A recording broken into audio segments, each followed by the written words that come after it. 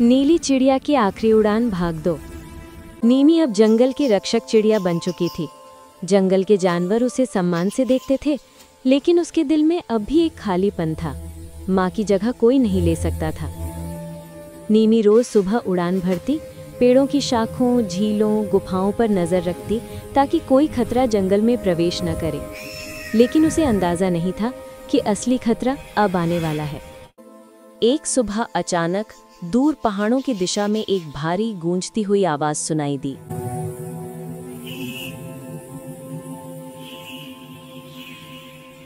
जंगल के जानवर डरकर इकट्ठा हो गए। कौवा काज बोला, मैंने ऐसी आवाज पहले कभी नहीं सुनी। ये कोई जंगल का जीव नहीं हो सकता। नीमी ने आसमान में उड़ते हुए देखा। धुआं उठ रहा था और बड़ी बड़ी छायाएं पहाड़ की चोटी पर चलती नजर आ रही थीं। क्या पहले वाला शिकारी वापस आ गया? लेकिन ये आवाज किसी इंसान की नहीं थी। कुछ और था, कुछ बड़ा और खतरनाक। नीमी ने अकेले ही पहाड़ की ओर उड़ान भरी। जैसे जैसे वो करीब पहुंचती गई, हवा भारी लगने लगी। पत्ते कम, चट्टानें जली हुई, पेड़ टूटे हुए। अचानक एक विशाल परछाई उसके ऊपर से गुजरी। नीमी ने ऊपर देखा और स्तब्ध रह गई। एक विशाल काय काला गिद्ध आसमान में चौड़े पंख फैलाए धीरे धीरे चक्कर काट रहा था। लेकिन ये कोई साधारण गिद्ध नहीं था। उसकी आंखें लाल, उसके पंखों के किनारे धातु जैसे चमकते हुए, और उसकी टांग में बंधा था एक लोहे का पट्टा। नीमी ने सोचा, ये तो किसी ने पाला हुआ है, किसी खतरनाक इंसान ने। अचानक गिद्ध हवा में चीखा,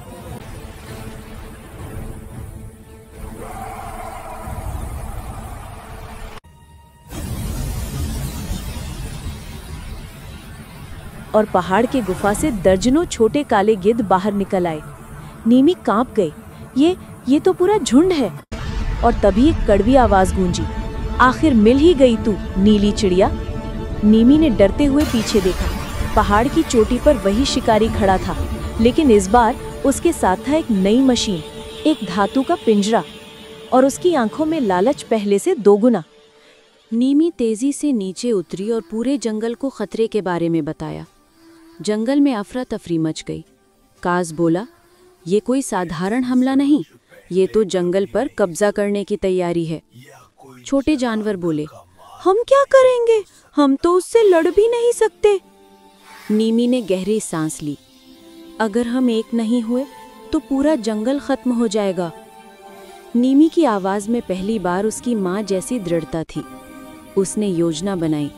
पंछी आसमान में नजर रखेंगे, तेज जानवर जमीन पर नजर रखेंगे, और रात होने से पहले सब कुछ छिपा दिया जाएगा।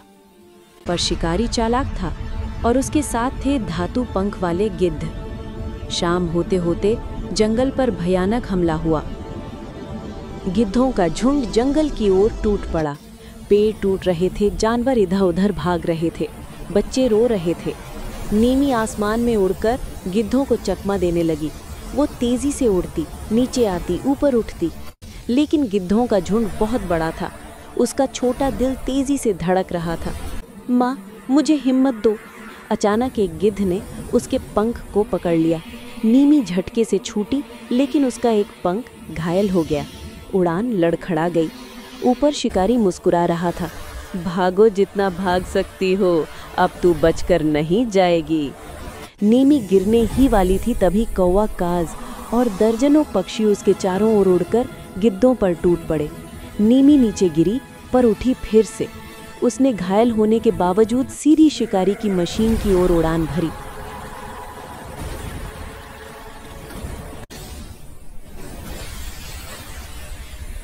उसने पूरी ताकत से शिकारी की मशीन वाले कंट्रोल पैनल को टक्कर मारी। चिंगारियां निकली, धुआं उठा, मशीन बंद हो गई। गिद्धों का धातु पट्टा ढीला पड़ गया। वे हवा में लड़खड़ाए और कई गिर पड़े। शिकारी चिल्लाया,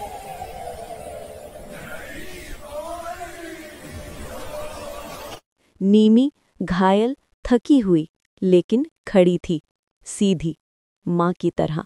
सुबह हुई। जंगल शांत था। गिद्धों का झुंड उड़ चुका था और शिकारी भाग गया था। जंगल के सभी जानवर नीमी के आसपास खड़े थे। गर्व से, सम्मान से और प्यार से। कास बोला, तेरी माँ ने जंगल बचाया था और आज तू सिर्फ उसकी बेटी नहीं, उसकी विरासत है। नीमी ने आंखें बंद की और हवा में हल्की मुस्कान बिखरी। नीमी आसमान में उठी, घायल पंखों के साथ, लेकिन पहले से ज़्यादा हिम्मत के साथ। ऊपर सूरज की रोशनी फैल रही थी और आसमान में नीले पंख चमक रहे थे। नीमी, नीली चिड़िया की आखिरी उड़ान अब एक नई शुरुआत बन चुकी थी। अगर ये कहानी आपको पसंद आई है तो इसे लाइक करें, शेयर करें और चैनल को सब्सक्राइब करना ना भूलें। मिलते हैं नई वीडियो में। धन्यवाद।